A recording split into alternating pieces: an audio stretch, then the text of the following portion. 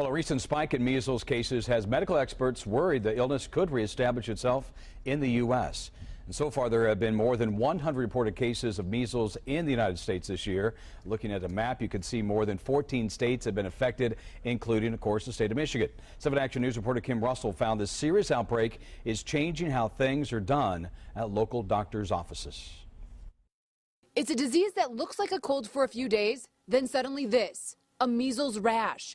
In some patients, especially kids under 5, measles can cause brain swelling that can lead to brain damage or even death. Dr. Dan Schnaar says kids and adults should be vaccinated if they weren't in the past. That measles is extraordinarily contagious. If a patient with measles came to a doctor's office and was in a room on the other side of the building, that another innocent child on the other side in another room with the door closed can get the measles. Still, this Beaumont Children's Hospital doctor at the Child Health Associates office in Troy says parents come in again and again and turn down the opportunity to vaccinate their kids.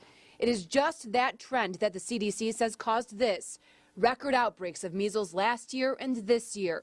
The most recent started when someone with early stage measles went to Disneyland in California, sickening dozens, including a tourist here in Oakland County. Right now, if you come into this doctor's office and your child hasn't been immunized, they have to wear one of these masks because measles is so contagious.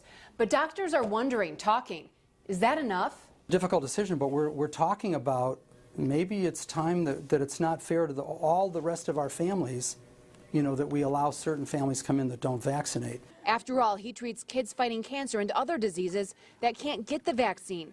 He dreads the thought of one of them catching measles. It's not fair to all of them that a few people are not vaccinating. It only took seconds for a nurse to give 15-month-old Max his measles shots today at Dr. Schnaar's office. His mom, Katie Lemansky, says she used to feel uncertain about whether or not to give him his shots, but she says statistically, it's the best way to protect him. The temporary, toughness of it goes away, but the benefits remain. In Troy, Kim Russell, 7 Action News.